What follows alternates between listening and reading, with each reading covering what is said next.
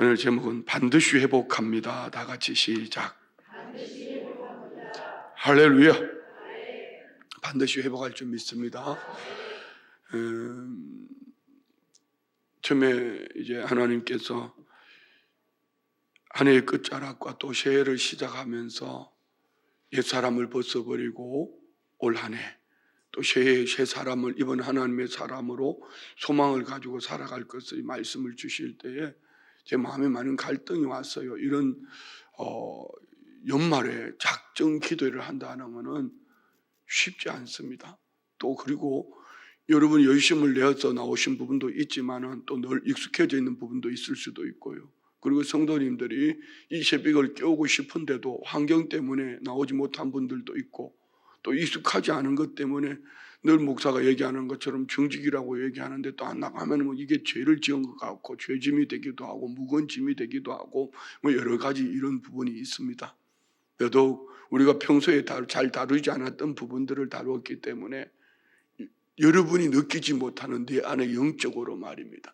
잠재되어 있던 내 안에 이것이 들춰나면서 여러분을 참 기분 나쁘게 할 수도 있고 그 안에서 막 화가 치밀어 오를 수도 있고 그렇습니다. 뿐만 아니라 이런 주제를 가지고 하다가 보니까 내년 1년 한 해 동안 해야 되겠다. 제가 주제를 잡는 것이 힘든 것이 너무 많은 거예요.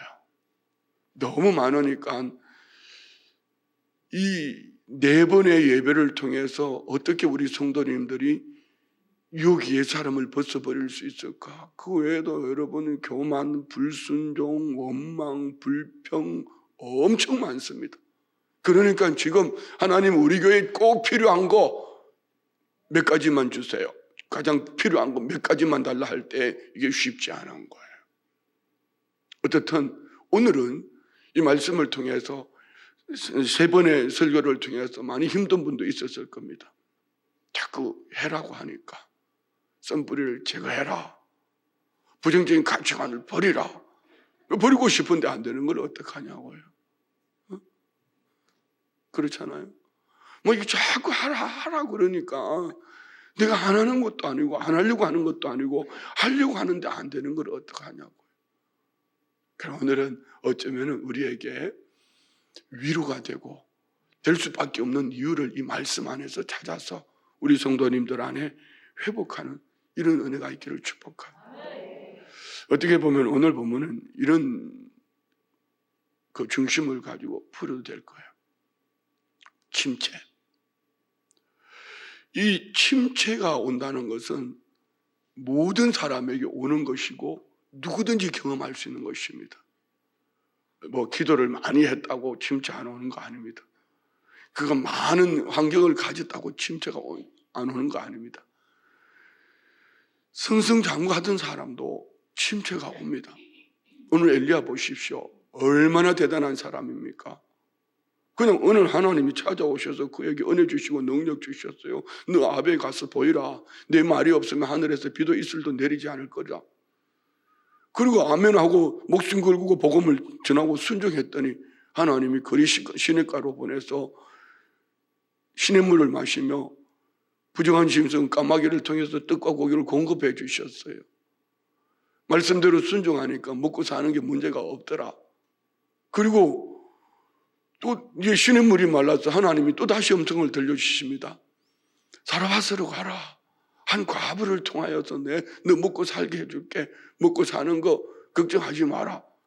그래서 사르밧으로 가니 왜 하필이면 가부냐고요. 왜 하필이면 이런 아줌마를 만나게.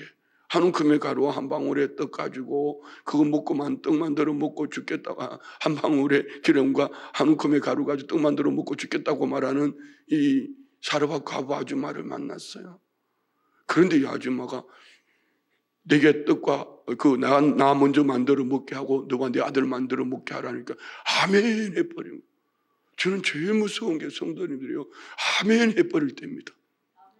뭐 이런 거 있잖아요. 뭐 목사님 나는 몸이 아파요. 이렇게 해가지고 이건 내가 아무리 생각해도 내가 기도한다고 나을 거는 아니거든요. 느낌에 있잖아요. 그런데 기도하면은 목사보다 믿음이 더 좋아 아멘 해버리는데 그때 아멘 할 때에 참 감사하기도 하지만 혹시 안 나오면은 이 목사 능력 없다고 뭐 어떡하나 뭐 이런 생각이 들기도 하는데 사실 그럴 때가 너무 많잖아요. 그럼 믿음으로 하는 거예요. 믿음으로 하는 거예요. 그런데 이 사르밧 가부 아줌마가 아멘 해버렸는데 기가 막힌 것은 3년 6개월 동안 그 가뭄에 가루통의 가루가 기름병의 기름이 마르지 않아요. 그러니까 막 간증하고 난리가 나지 않겠습니까? 그런데 그 집에 아들이 죽어버렸어. 아들이 죽고 나니까 어떡합니까? 곧바로 왜 당신이 우리 집에 오셔서 나를 죄로 생각나게 하고 뭐 이럽니까? 뭐 이러니까 그냥 엘리야는 들은 척도 안 하고 그냥 죽은 아이를 끌어안고 다락방에 올라가서 그 위에 몸을 3번 펴면서 이 아이로 혼이 돌아오게 하옵소서, 혼이 돌아오게 하옵소서. 그리고 이제 살아났어요. 기적 같은 역사 아닙니까?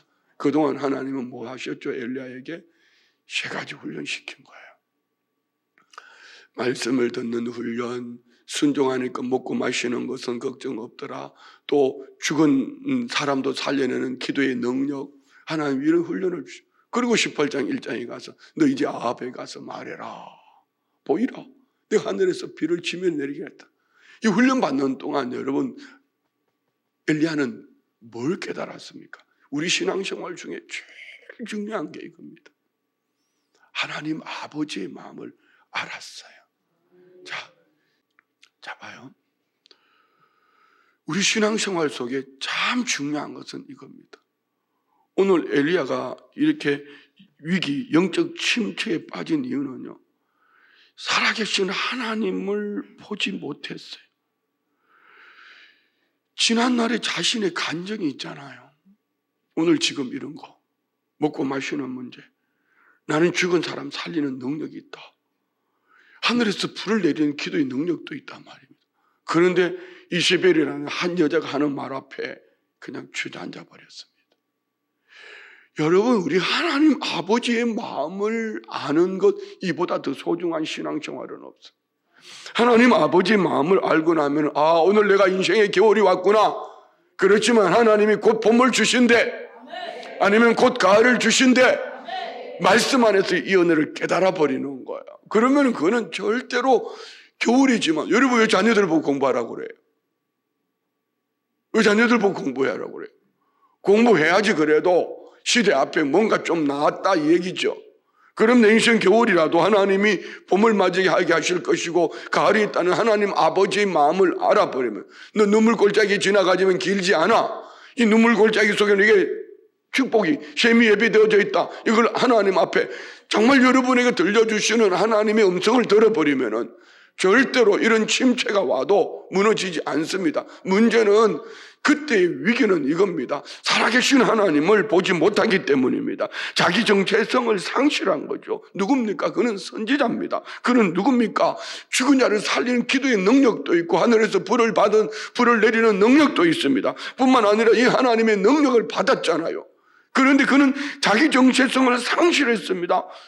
이것 때문에 오늘 우리 성도님들 신앙생활 속에 하나님 아버지의 마음을 알기 위해서 뭘 달라고 하는 기도도 필요하고, 여러 말씀 안에서 자기 자신을 어떤 큐티하기 위해서 깨닫는 것도 참 중요하지만, 하나님을 찾아가면서 하나님께서 지금 내게 무엇을 원하시는가, 하나님 아버지의 마음을 알고 믿음으로 순종하고 나면, 그리고 그 다음은요 오토매틱이 하나님이 하십니다.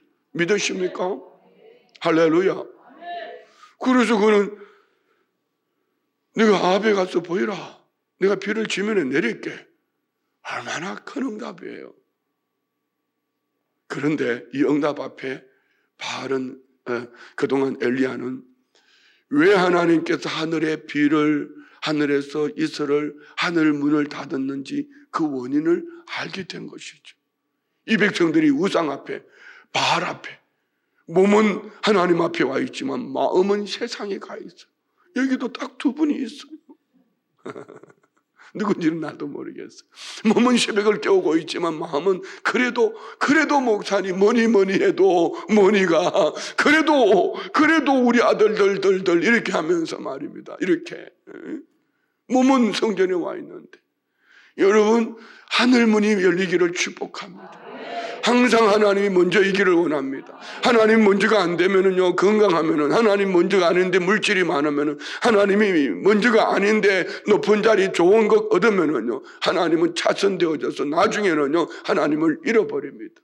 하나님이 우선이 되면은 나머지 모든 것들은 자연스럽게 너희는 먼저 그의 나라와 의를 구하라. 그리하면 이 모든 것을 너희에게 더하시리라. 믿으십니까? 하나님이 먼저 되기를 축복합니다. 그래서 엘리야는 어떡합니까? 이 바알 선지자들, 내가 영적 전투를 해서 이겨야 되겠다. 저들을 없애야 되겠다. 저것들을 없애야지 이 백성들이 마음이 하나님께로 돌아오겠다.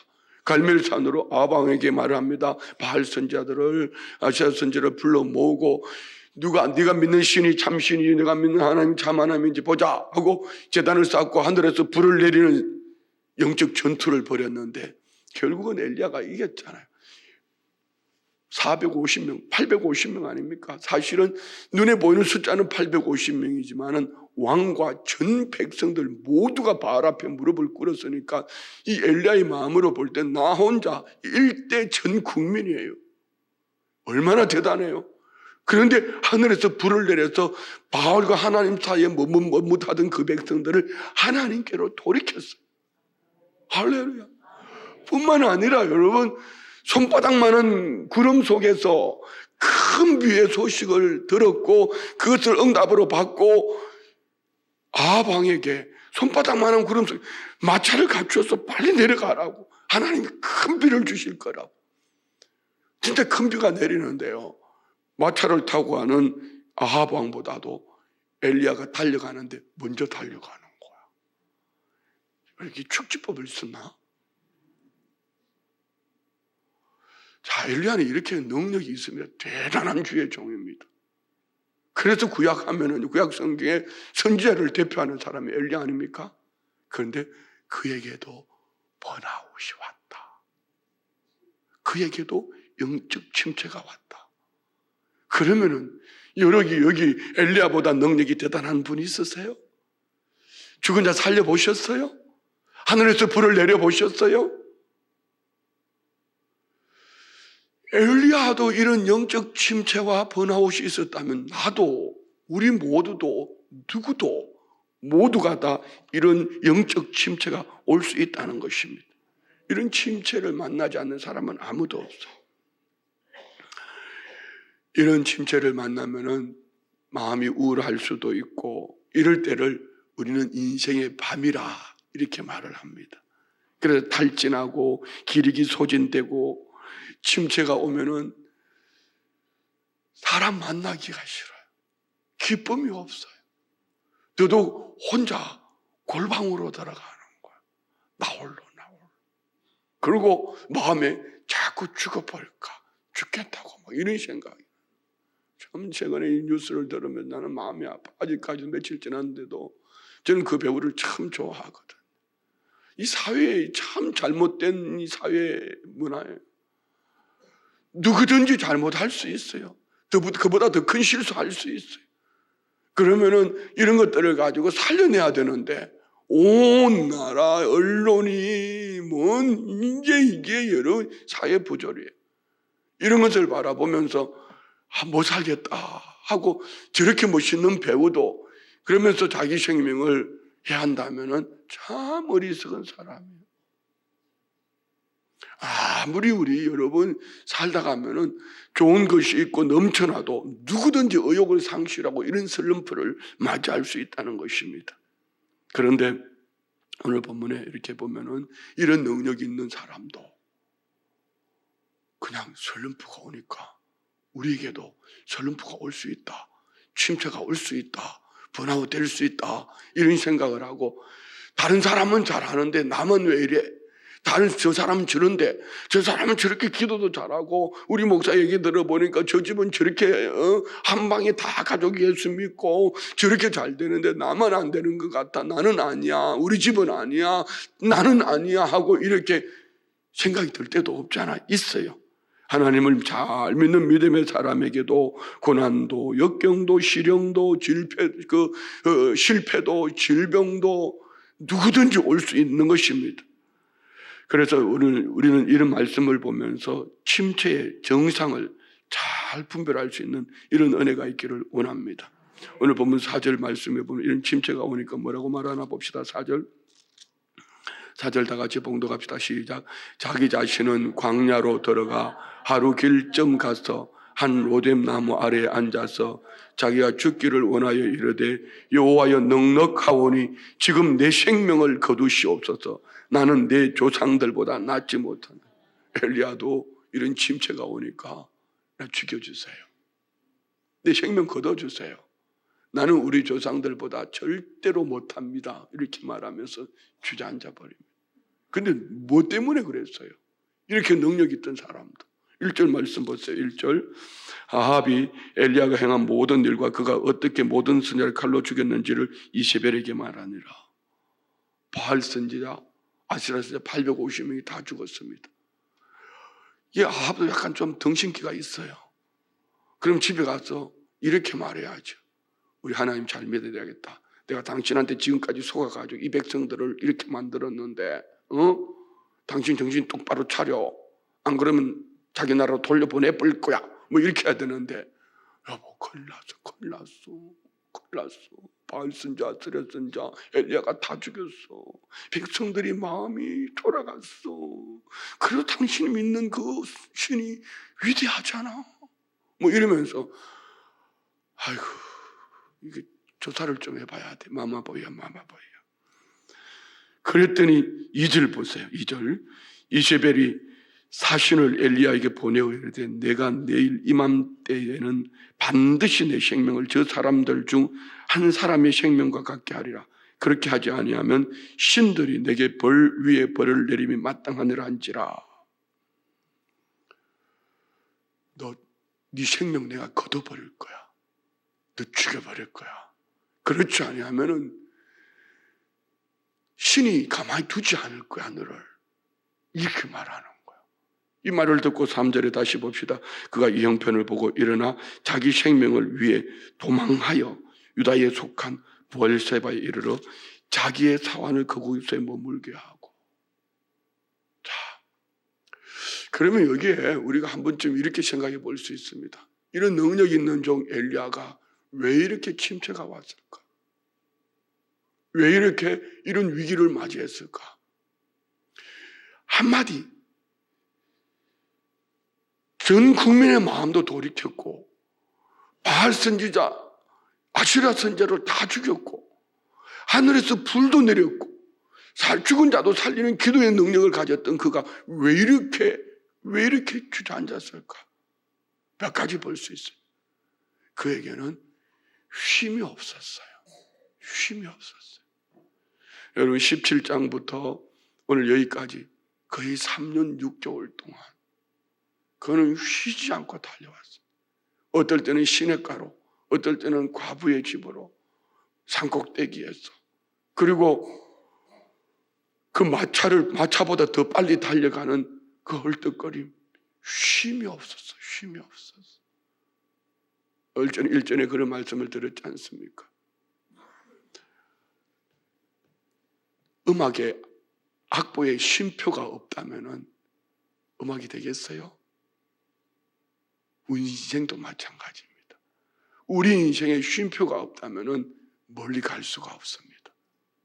그 장로님들 어제도 막 저한테 메시지, 목사님 좀 쉬셔야 합니다. 목사님 쉬셔야 합니다.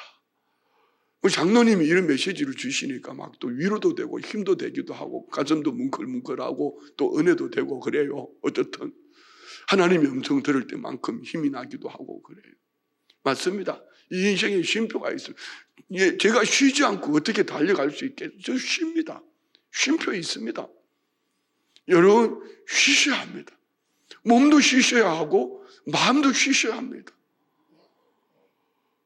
때로는 새벽 예배도 쉬어야 합니다. 그래서 우리는 일주일에 2번 쉬잖아요. 금요일하고, 토요일하고, 주일하고. 그리고 나머지 5일은 하셔야 합니다.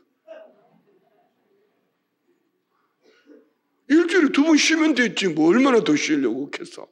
뭐 이렇게 말하면서. 쉬셔야 합니다. 예. 60만이 아니라 몸만이 아니라 마음도 쉼이 필요합니다. 영적인 것도 마찬가지입니다. 쉼이 필요합니다. 그런데 영적인 쉬는 방법을 바로 아셔야 합니다. 난 쉬어야 되니까 하고, 여러분 영적인 쉼, 결론을 먼저 한번 볼까요? 영적인 쉼이 뭘까요? 우리 주님이 나는 생명의 떡이다. 요한복음 6장 35절. 요한복음 6장 35절. 예수께서 이르시되 나는 생명의 떡이니 내게 오는 자는 결코 줄이지 아니할 터요 나를 믿는 자는 영원히 목마르지 아니할. 주님이 떡이에요. 먹어야죠. 마냥 쉰다는 것이 여러분 오해하면 안 돼요.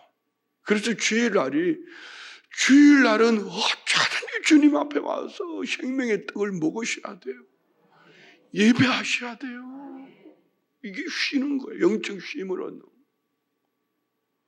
요한복음 4장 13절로 14절 목마름. 우리 주님은 나는 내가 주는 물을 먹는 자는 영원히 목마르지 아니하리라 말씀합니다. 13절 14절 봅시다. 4장 예수께서 대답하여 이르시되 이 물을 마시는 자마다 다시 목마르는 이 물이 뭡니까? 세상에서 오는 물 아닙니까? 돈 필요합니다. 여러분 높은 자리도 필요하고 친구도 필요하고 다 필요합니다. 그런데 그것은 영원하지 못합니다. 언젠가는 고갈될 때가 있습니다. 언젠가는 떨어질 때도 있고 있을 수도 있고 넘쳐날 수도 있습니다. 그렇지만 14절 봅시다. 내가 주는 물을 마시는 자는 영원히 목마르지 아니하리니 내가 주는 물은 그 속에서 영생하도록 솟아나는 샘물이 되리라. 할렐루야. 이런 쉼이 필요합니다. 육체를 위해서는 잠을 주무셔야 되고요. 마음의 쉼을 위해서는 좋은 양서도 필요하고 때로는 영화도 볼 필요도 있고 때로는 클래식 음악 같은 거 7080도 좋아요. 7080이 좋으면 7080도 좋고요. 때로는 클래식 음악도 필요합니다. 마음의 쉼도 필요합니다. 제일 중요한 것은 영혼의 쉼입니다. 영혼의 안식은 주님 앞에 예배자로 있는 것만큼 회복할 방법이 없어요. 말씀을 먹어야 합니다. 물을 마셔야 합니다. 주님을 먹고 마시는 것이 우리는 한 달에 한 번씩 성찬을 하지 않습니까? 이 성찬을 통해 주님 떡을 떼주시면서 내 몸이다, 포도주잔을 주시면서 내 피다, 먹고 마시며 우리가 쉼을 얻는 것입니다. 오늘 본문에도 하나님은 이렇게 피곤하여 지친 번아웃된 쉼도 없이 달려오다가 몸도 마음도 영적으로 다 지쳐버린 이에게 하나님이 내리시는 처방이 너무 멋있어요. 이 처방을 보기 전에 우리 복음성가 한 장 부릅시다. 힘들고 지쳐 낭망하고 넘어져 일어날 힘이 없을 때 우리 믿음으로 한번 고백해봐요.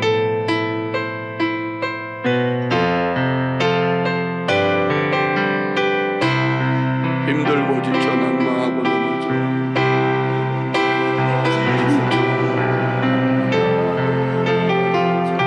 일어날 힘 전혀 없을 때에 조용히 다가와 내 손잡아 주시며 내게 말씀하시는 주님의 음성이 있습니다.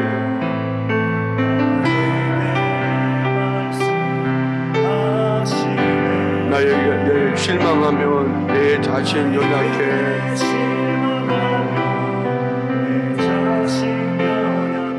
고통 속에 눈물 흘릴 때 우리 주님 찾아오시면 어떻게 찾아오시죠? 못자국 난 그 손길 눈물 닦아주시며 오늘 저와 우리에게 이 시간 말씀하고 계시는 것. 여러분, 우리는 하나님의 사랑받는 아들입니다. 너는 내 아들이라. 오늘날 내가 너를 놔도다.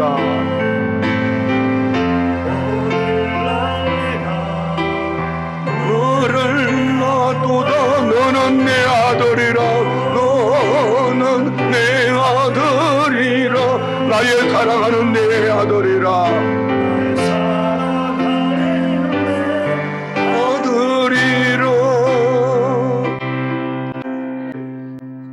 오늘 주님은 이런 엘리야에게 찾아오셨어요. 어떻게 하지요? 5절 말씀 봅시다. 5절. 로뎀나무 아래에 누워 자더니 천사가 그를 어루만지며 그에게 이르되 일어나서 먹으라 하는지라. 본즉 머리맡에 숯불에 구운 떡과 한 병 물이 있더라. 이에 먹고 마시고 다시 누웠더니 여호와의 천사가 또 다시 와서 어루만지며 이르되 일어나 먹어라. 내가 갈 길을 다 가지 못할까 하노라 하는지라. 이에 일어나 먹고 마시고 그 음식물의 힘을 의지하여 40주 40야를 가서 하나님의 산 호렙에 이르니라. 하나님은 찾아오셔서 떡을 마실 물을 주셔요. 되게 중요한 것이 있습니다. 지금 말씀 나누었던 것처럼 이 떡은 무엇이며 이 마실 물은 무엇입니까? 육체를 위해서 마실 물이 필요하고 음식이 필요하듯이 사실은 육체가 먹을 음식이 없어서 침체 가운데 생명을 버린 사람은 거의 없습니다. 영혼의 침체가 더 무서운 것입니다.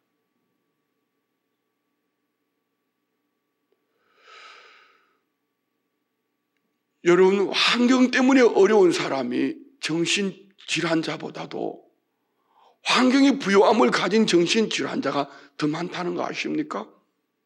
이것은 여러분 영혼의 질환입니다. 정확한 결론을 내릴 수 있습니다. 따라합시다. 나는 죽어도 십자가 앞에 엎어진다. 이거 말입니다. 오늘 하나님께서 떼주신 떡은 예수님의 몸입니다.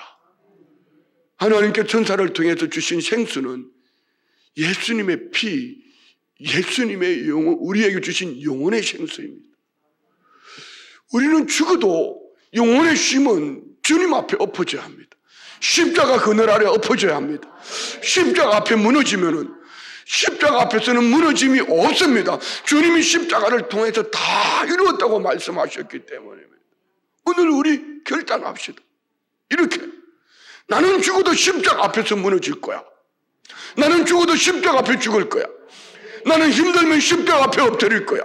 나는 힘들면 예배 가운데 엎어질 거야.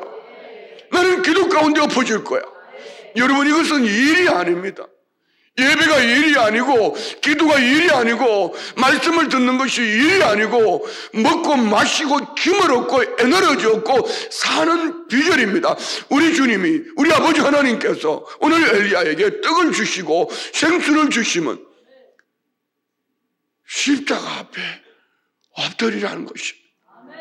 너 로뎀나무 그늘 아래, 좋아, 여기서 쉬라. 십자가의 그늘 아래에서 쉼을 얻고 오늘 우리가 믿음으로 일어날 수 있다면 이보다 더 큰 회복은 없습니다. 할렐루야. 이런 침체의 정상에는 여러 가지가 있죠. 두려움, 탈진, 번아웃, 의욕상실, 열등감, 그리고 스스로 혼자 고립되는 거예요. 그렇지만 우리가 십자가 아래에 엎드릴 때 나를 발견하게 됩니다. 나는 누구인가? 이사야 43장 봅시다. 말씀 읽고 마치고 우리 다시 한번 읽었던 복음서가, 자 봅시다. 이사야 43장 1절부터 4절까지 한번 읽어봐요. 다 같이 시작. 야곱아, 너를 창조하신 여호와께서 지금 말씀하시느니라. 이스라엘아, 너를 지으신 이가 말씀. 자 보세요. 야곱은 무엇이고 이스라엘은 무엇입니까? 야곱은 자기 집념, 자기 욕망을 쫓아가던 사람. 이스라엘은 자기는 죽고 환도뼈가 부러져도 하나님의 축복만 기다린 영적으로 살아가는 사람. 때로는 우리는 이스라엘로 살 때도 있고 때로는 야곱으로 살 때도 있습니다. 하나님은 야곱으로 살든지 이스라엘로 살든지 하나님이 이렇게 말씀합니다. 너를 지으시니가 누구냐? 너는 두려워하지 말라. 내가 너를 구속하였고 내가 너를 지명하여 불렀나니 다 같이 시작. 너는 내 것이라. 여러분 믿으세요? 여러분 지금 형편이 어떠하든지 여러분이 누구이든지 어떤 환경 속에 있든지 주님은 이렇게 말씀합니다. 너 내 거야. 너 내 거야. 하나님이 내 거라고 점찍어 놓고 성령으로 보정하신 여러분은 어떤 것으로도 무너뜨릴 수가 없고 빼앗기지 아니할 줄 믿습니다. 끊을 수 없는 사랑, 끝없는 사랑, 정량할 수 없는 그 사랑이 우리를 붙잡고 있습니다. 그래서 우리의 삶 속에 2절 보세요. 네가 물 가운데로 지날 때에 내가 너와 함께할 것이라. 강을 건널 때 물이 너를 침몰하지 못할 것이며 내가 불 가운데로 지날 때 타지도 아니할 것이요 불꽃이 너를 사르지도 못할. 자, 여러분 성경에 보면은요 물 심판이 있습니다. 불 심판이 있습니다. 그들에게는 심판처럼 보여졌지만 오늘 하나님의 테스트 아닐까요? 그 징계 속에 하나님은 그들을 죽이기 위한 목적이 아니었습니다. 때로는 우리 인생 가운데 물 같은 불 같은 시험이 다가올 때 있습니다. 여러분 홍수가 얼마나 무서워요. 저는 물 무서운 것을 많이 보았습니다. 어릴 적에 집 앞에 다리가 떠내려가고 말입니다. 어린 마음에 다리가 떠내려가니까 이제 길 끊어졌잖아. 어떻게 어린 마음에 끝나는 것처럼 보여질 때도 있었어요. 여러분 인생 가운데 이제 끝났어 이런 시험이 올 때도 있습니다. 불같은 시험. 사드락과 메삭과 아벳느고 불 속에 던져졌습니다. 그런데 주님 뭐라고 말씀하시죠? 2절 다시 봅시다. 내가 물 가운데로 지날 때 내가 너와 함께 할 것이라. 강을 건널 때 물이 너를 침몰하지 못하지며 내가 불 가운데로 지날 때 타지도 않을 것이요 불꽃이 너를 사로지면 뭐 때문에요? 내가 너와 함께 한다. 임마누엘입니다. 여러분이 지금 물 같은 시험을 당했든지 불 같은 시험을 당했든지 우리 주님이 함께 하시는 줄 믿습니다. 믿으세요? 우리 안에 이 의식이 있어야 돼요. 이 정체성을 가지고 있어야 돼요. 나는 누구인가? 나는 하나님의 자녀다. 하나님의 아들이다. 하나님의 딸이다. 하나님의 사랑받는 자녀요. 하나님이 때를 따라 도우시는 물 같은 시험이 있어도 불 같은 시험이 있어도 하나님이 함께 하셔서 지켜주셔 건져주셔 사르지 못할 것이야. 믿으시면 아멘. 할렐루야. 이 고백이 있어야지요.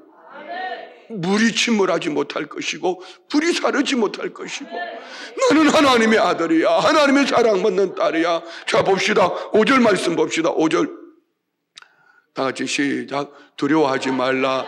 내가 너와 함께하여 내 자손을 동쪽에서부터 오게 하며 서쪽에서부터 너를 모을 것이며 내가 북쪽에서 이르기를 내놓으라. 남쪽에서 이르기를 가두어 두지 말라. 내 아들들을 먼 곳에서 이끌며 내 딸을 땅 끝에서 오게 하며 사방으로 하나님이 불러 모아 축복을 주시게.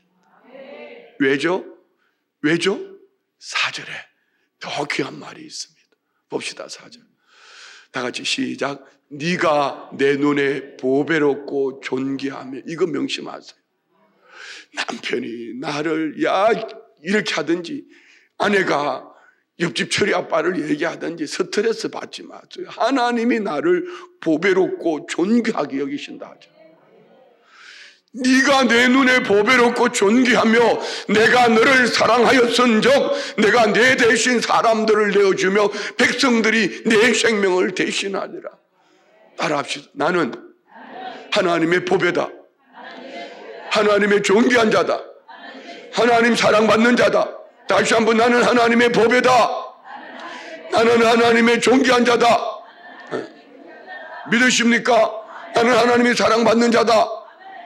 여러분 이 확신을 가지고 있기를 원합니다.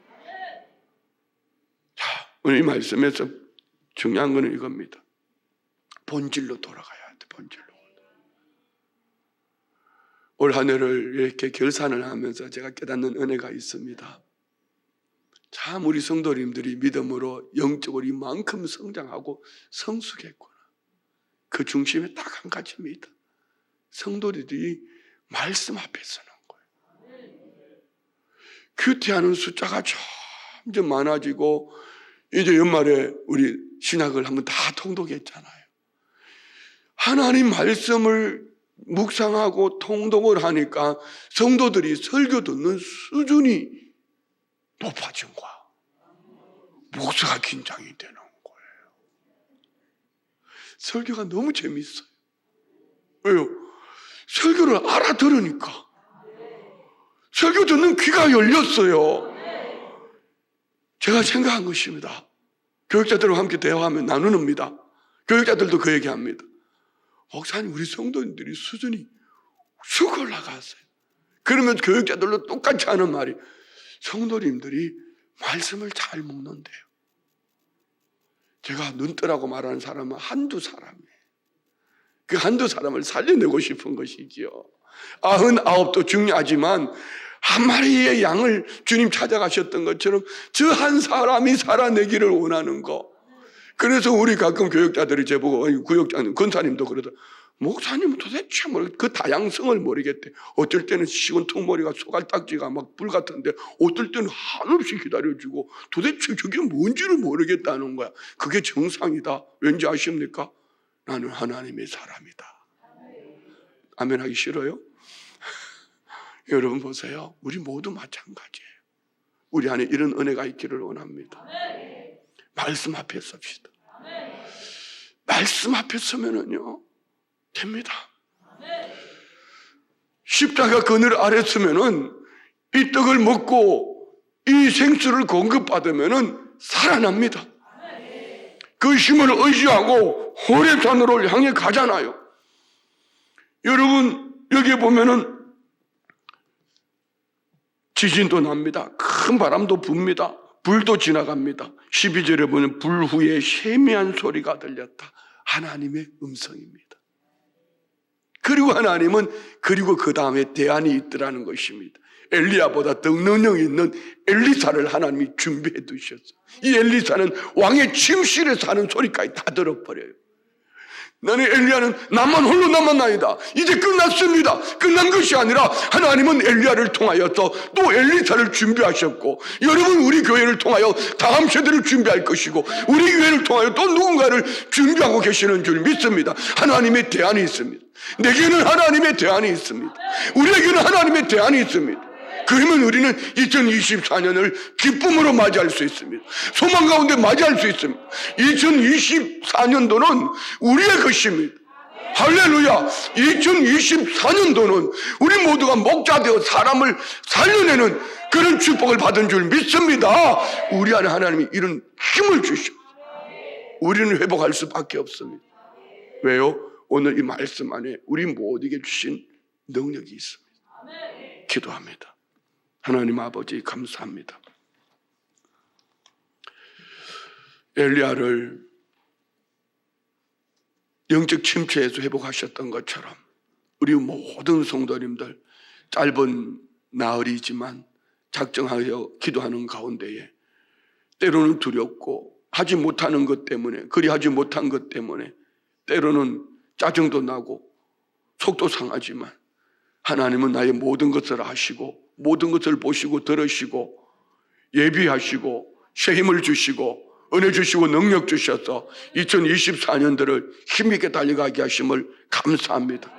예물 올려드립니다. 11조 예물 드립니다. 각종 감사 예물 드립니다. 기도 제목 읽지는 않지만 하나님께서 이 기도 제목을 주실 때 이미 응답해 주신 줄 믿습니다.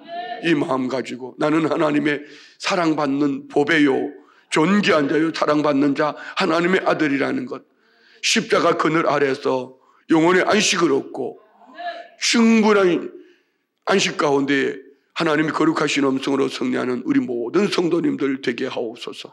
예수님의 이름으로 축복하며 기도드리옵나이다. 아멘.